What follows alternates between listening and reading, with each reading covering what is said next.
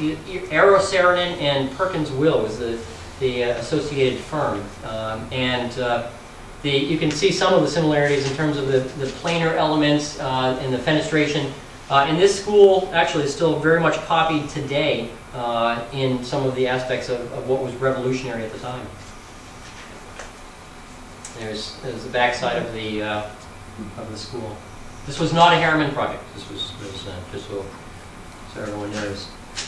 In 1952, another storied name in the history of local architecture joined the Harriman ranks. And while I rank as a relative youth in this room, some of you here have perhaps had the distinct honor to have known and worked with him. Ridley Barrows served in the Navy during World War II. When he returned, Barrows entered Harvard and earned his architecture degree at the age of 40. That same year, Harriman engaged his services in its, and I've heard Boston office or Cambridge office, so I haven't found out actually any information about that. So if anyone knows about the location of or work that was performed in the Cambridge Harriman office, please let me know. 4 years later, Barrows would relocate to Auburn, where he was a principal designer and partner in the firm until his retirement in 1978. In addition to many local works accredited to Barrows, he was very active in his adopted community, serving on the Lewiston Historic Commission, the Lewiston Historic Preservation Review Board, and the Androscoggin Historical Society. So I would imagine many of you here probably know and work with him. Many of you can testify to his knowledge and commitment to the field of architecture. Shortly after his retirement, Mr. Barrows was also honored with the distinction of being named a fellow to the AIA.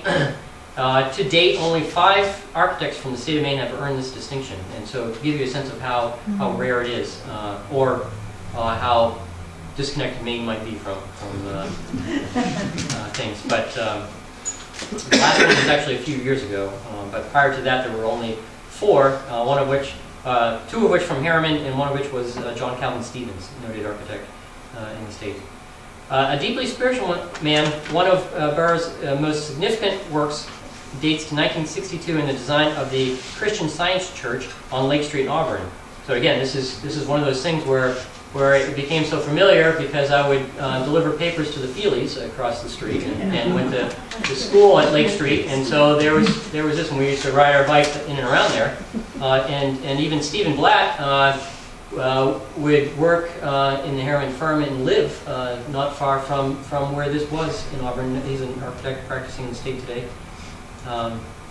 Tucked into a sloping hill, the worship hall rests upon a bluff-colored masonry base that anchors the building to its site.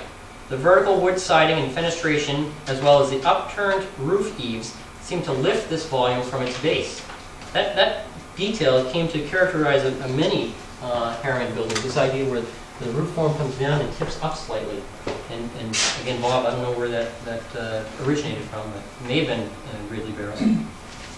What is perhaps as significant as the modernity of this design is its impeccable and refined detailing that accompanied this, which you can notice in such items as, the foundation reveal, the roof edges, and the interior detailing. I'll show that in a minute. This would be considered refined in terms of the detailing in today's practice. Just splendid. And there's the interior of the worship hall.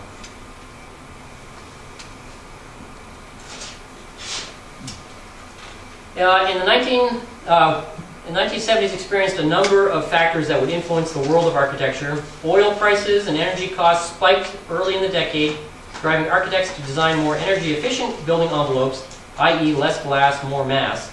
Additionally, the uniform monotony of the international style that dominated the post-war architecture was under attack. At that time, there we go. This is the second handout here. So in terms of what the international style had gotten to, or had grown to, this is the People's Bank, which recently this has been declad and revealing the building behind it. But there's sort of an interesting story there. But this was seen as sort of faceless architecture that lost its humanity. And so this is the height of the 1960s, and so people are saying, wait a minute, what have we wrought here?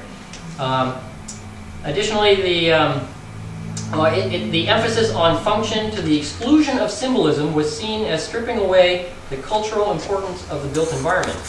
Several styles began to pull the craft in a more honest and significant direction, one of which was brutalism. There were many other postmodern styles.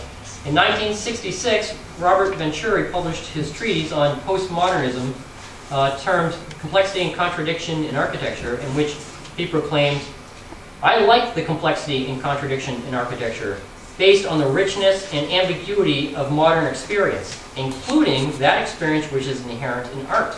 Architects can no longer be intimidated by the puritanical moral language of modern architecture." So that was the sort of driving the stake in the ground and saying no more. Harriman's style changed significantly during this time. Examples include the Central Maine Power Headquarters in Augusta. And I call this the dark era in the firm's history, not because it was sort of lacking in design. This was probably still seen as pretty progressive for its day, but because there's sort of a massiveness, if you will, of the architecture. That's the rendering. That was the actual constructed building. The brick is of darker pigment, and the window frames and roof flashing are bronze. Further north, on the campus of Colby College, this style emerges in the 1975 Sealy Mud Science Building, in stark contrast to its Georgian neighbors. You can see the contrast to the lower. This is right on the main quad on Colby's campus in Waterville.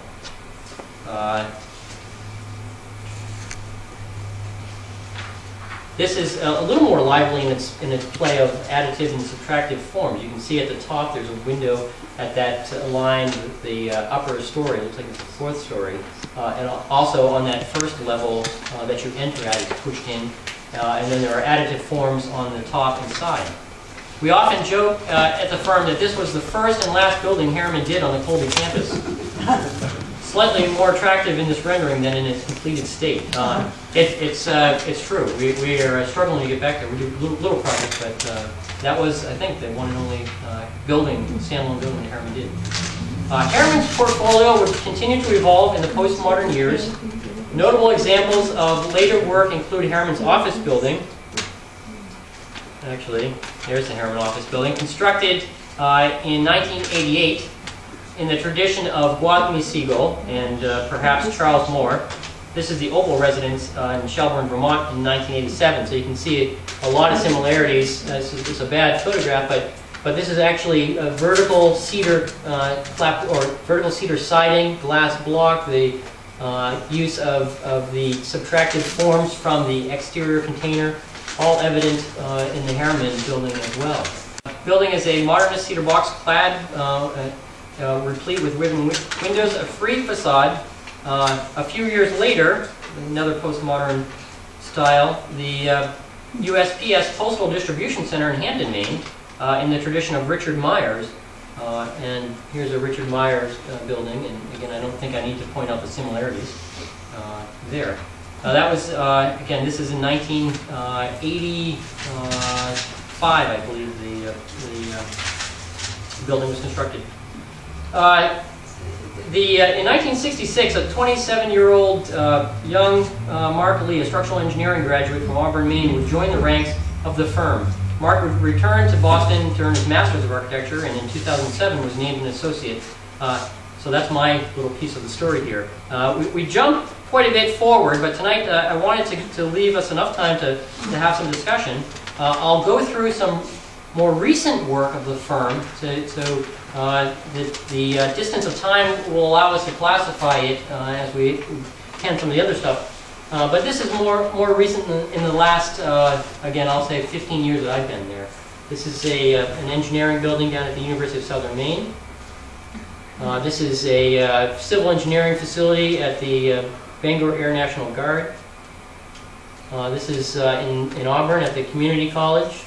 This is called now the LaPointe Center.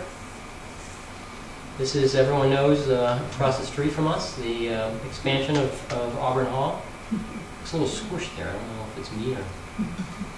this is, now we've gone from pencil to computers do everything for us now, it seems. This is a sketch for an office tower in Portland that was recently completed. There it is. This is a rendering of another office tower that was never built due to economic circumstances. And another office tower that was part of a competition. And so there we are, the next 70 years or so of the firm. So the next time somebody does this presentation, I'll be sitting where you folks are. Thank you very, very much.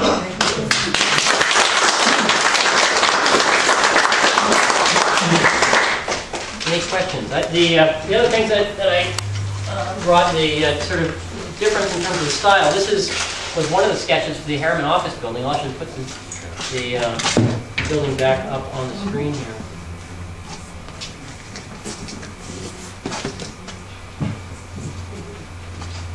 Yeah, we're getting there.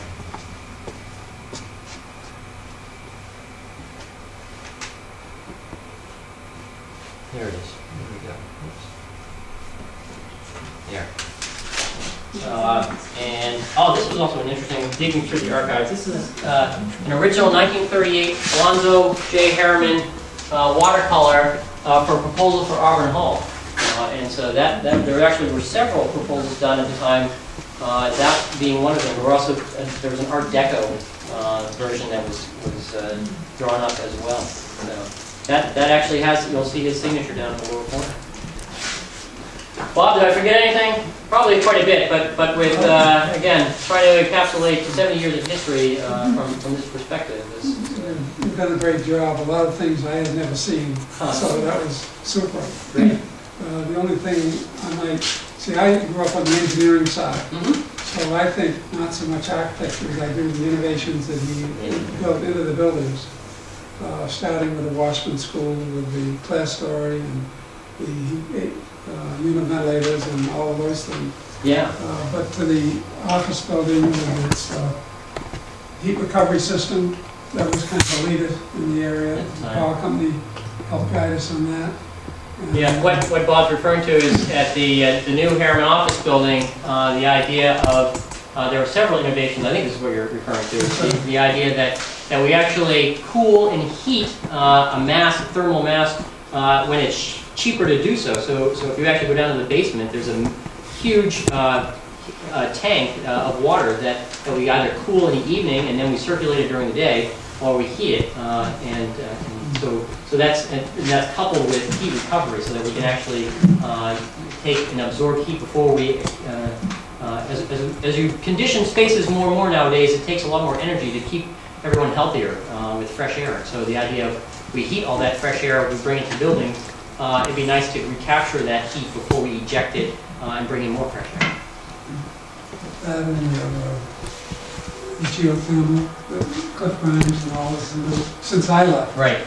Geothermal's really taken off, I think. Yeah, there are, and nowadays, again, with energy costs soaring, we all hear about the different initiatives in energy and sustainability, as it's sometimes referred to. That's actually an interesting part. I'll also pass around, this was interesting, this was several articles on school design that Alonzo and Gatz put together, and this was actually part of what helped him become famous for school construction across the country, and also elected into the fellowship of the AIA. But it's a really amazingly detailed analysis of school construction costs at the time. The first one that kind of put Harriman on the map was Bar Harbor School, that won several awards.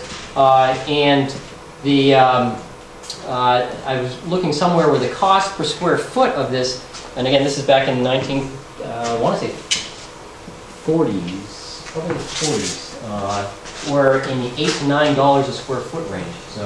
So thinking about that nowadays, that's about what tile costs, one tile to put down. So porcelain tile. I remember oil at 6 cents a gallon. That's what we designed to. 6 cents a gallon. Bunker C oil. You left out something very important. Okay. Please.